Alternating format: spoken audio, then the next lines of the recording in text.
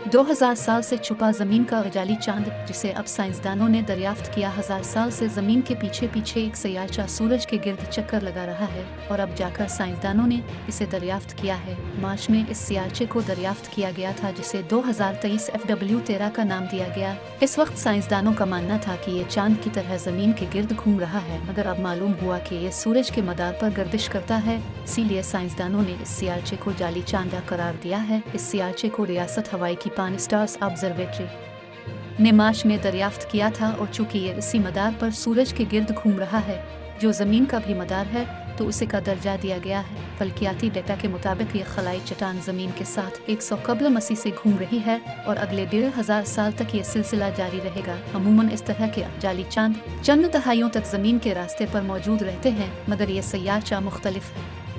यह सयाचा 20 मीटर बड़ा है, यानी इसका हजम एक छोटे ट्रक जितना है, और मदार में गर्दिश के दौरान जमीन से इसका कम अज कम करीबी फासला 90 लाख मील होता है।